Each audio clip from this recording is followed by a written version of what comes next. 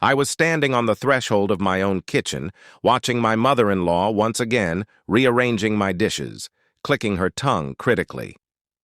Tamara Petrovna considered herself an expert in everything, from how to properly wash plates to how I should dress for work. Over the 5 years of our marriage with Sergei, she had turned my apartment into a branch of her own home, and me into a servant who was supposed to be grateful for such help. "Lena, you're buying those expensive yogurts again," she grumbled, pulling a pack out of the fridge. "Sergei's simple ones will do. Why waste money?" I was tired and kicked off my shoes at the door. It had been a hard work day. 3 meetings, a presentation for clients, and at home, I was met not by rest, but by my mother-in-law with her latest complaints. My salary as a financial consultant allowed me to buy whatever yogurts I wanted in my fridge, in my own apartment. "Tamara Petrovna, those yogurts aren't that expensive," I said quietly, untying my scarf. "Not that expensive?" she flung, her hands up. 90 rubles a jar. For that money, you could buy a kilo of cottage cheese." Sergei sat on the couch, buried in his phone, unemployed for half a year now. He spent his days switching between smartphone games and the TV. Sometimes he promised he'd find a job next week, but the next week turned into the next month, then the next year. "Sergei," I addressed my husband, "can you talk to your mom? I'm not forbidding her from coming over, but—" "Why bother, Lena?" he mumbled without looking up from the screen. "Mom wants to help. Not everyone's as proud as you." Proud. I was proud because I didn't want someone deciding, in my own apartment, what yogurts I could buy with my money. I was proud because I was tired from work and wanted silence at home, not lectures about how I lived my life wrong. Meanwhile, Tamara Petrovna started washing dishes that were already clean, banging plates loudly and sighing dramatically. This performance repeated every time. She pretended to be tidying up, and I was supposed to feel like an ungrateful fool. "And really, Lena," the mother-in-law continued, "you should be thinking about having a child, not about yogurts. Sergei is already 30. It's time for grandchildren." I clenched my fists. Sergei and I hadn't talked about children for a year, since I realized I didn't want to raise a child with someone who couldn't even take care of himself. And now my mother-in-law felt the need to interfere in the most intimate matters of our lives. "Tamara Petrovna, that's Sergei's and my business," I said as calmly as possible. "Our business?" she snorted.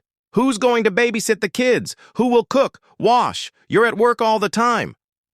At work. The one that allows me to support this family. I couldn't hold back. Silence hung over the room. Sergei finally looked up from his phone, and my mother-in-law froze with a plate in her hands. I said what everyone knew, but nobody dared say aloud. Yes, I supported my husband. Yes, it was my salary that paid the utilities, bought groceries and clothes. Yes, this was my apartment, which I bought before marriage. "Lena, what are you saying?" Sergei asked uncertainly. "Nothing," I answered tiredly. "Just reminding the facts." My mother-in-law placed the plate in the drying rack with such a clatter. I wondered if she had broken it.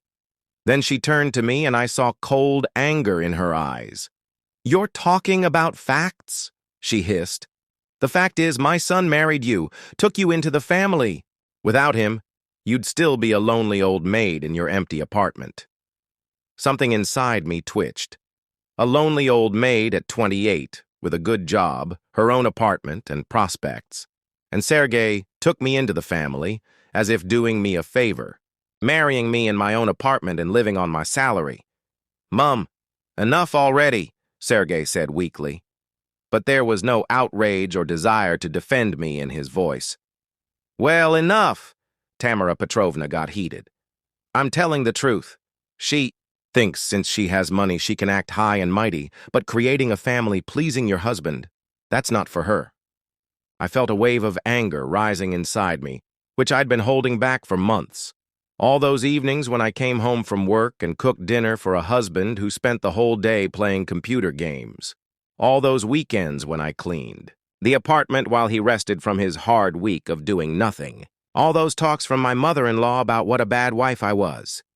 Pleasing your husband, I repeated, my voice sounding strange, too quiet and too clear. Tamara Petrovna, what does your son do for me? Works, earns, helps around the house, Lena, Sergei finally said sharply, getting up from the couch. What are you talking about? I'm talking about the fact that there's only one working person in this house, I said, looking him in the eyes. And that person is me. I buy groceries, pay bills, buy you clothes. Your mother cooks on my money and criticizes me for not keeping house well enough. Tamara Petrovna flushed angrily. How dare you? I'm acting out of good intentions, she said. Good intentions? I interrupted. You come into my home and tell me what to buy, how to live, when to have children. Where are the good intentions in that? Sergei stepped toward me, his voice threatening. Lena, are you serious right now? Absolutely serious. This apartment is in my name.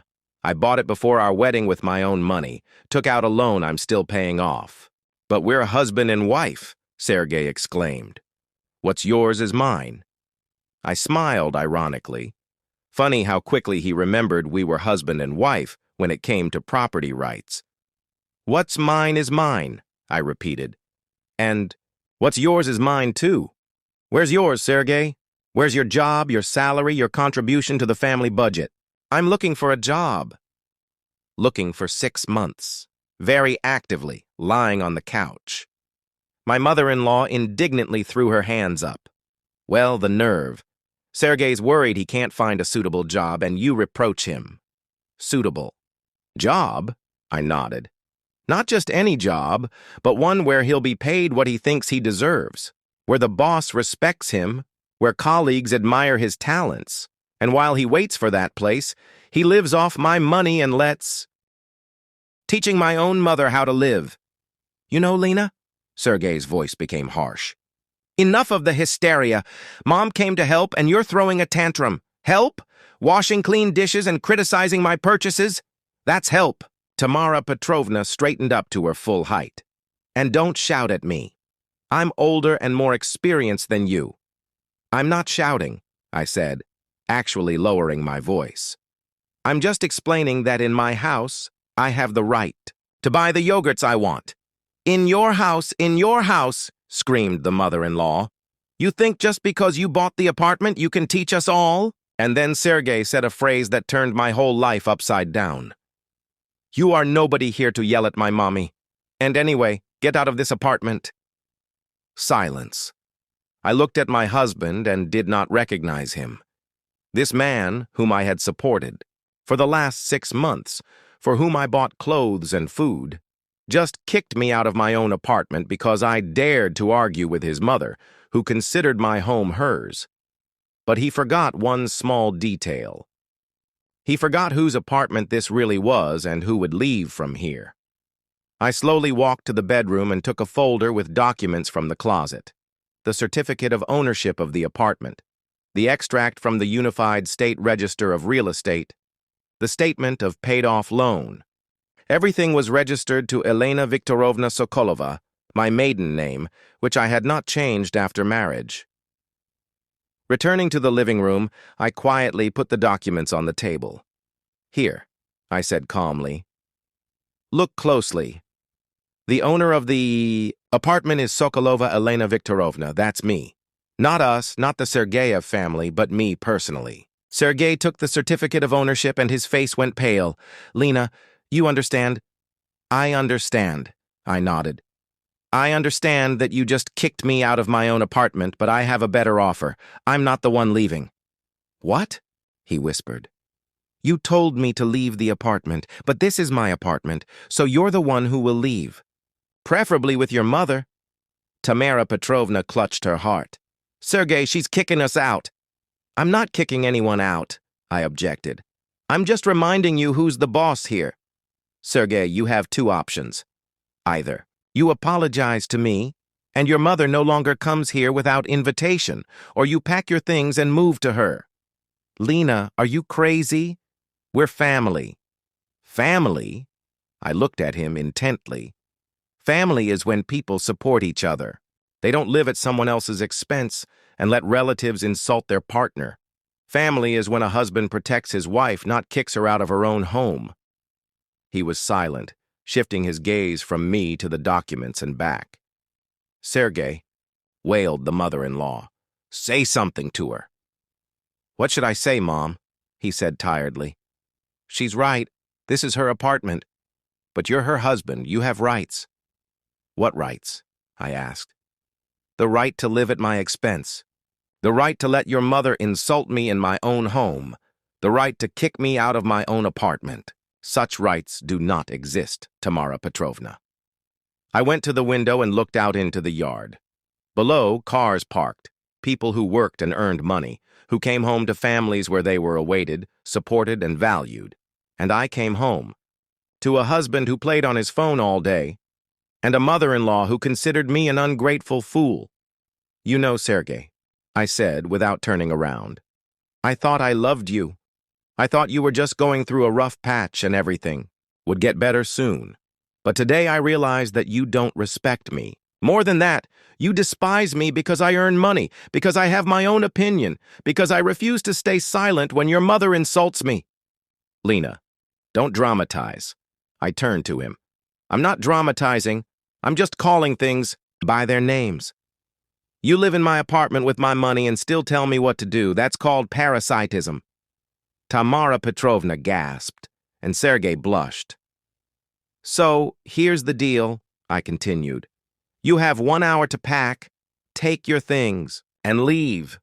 "Lena, can't we talk about something?" "About what? About how you'll look for a job for another 6 months? About how your mother will keep teaching me how to live? About how you'll kick me out of my home again if I dare object?" He was silent. "See?" I nodded. "You have nothing to say, because you know I'm right." The next half hour was chaos. Sergey silently packed his things into bags, and Tamara Petrovna wailed and tried to reason with me. But I was resolute. I had endured, justified, and hoped for 5 years. And where did it get me? To being kicked out of my own apartment. "Lena," Sergey said, standing at the door with 2 bags, "you understand this is the end of our marriage." "I understand," I nodded. "And you know what? I feel relieved." He looked at me long and nodded, then left. Behind him, still wailing, went Tamara Petrovna. I locked the door with all the locks and leaned against it with my back. Silence. 4. The first time in many months there was silence in my home. No one criticized my purchases, no one taught me how to live, no one demanded dinner or attention. I went to the kitchen, opened the fridge, took one of those expensive yogurts, the cause of it all, and slowly ate it by the window. It was delicious. And, you know what? I had the right to buy those yogurts in my own apartment with my own money for my own pleasure. Tomorrow I will call a locksmith and change the locks. I will file for divorce and start a new life. Without parasites, without reproaches, without the need to justify every purchase. I looked at the documents still lying on the table. Sokolova Elena Viktorovna, owner. Yes, that's me. And for the first time in a long time, I was truly proud of it.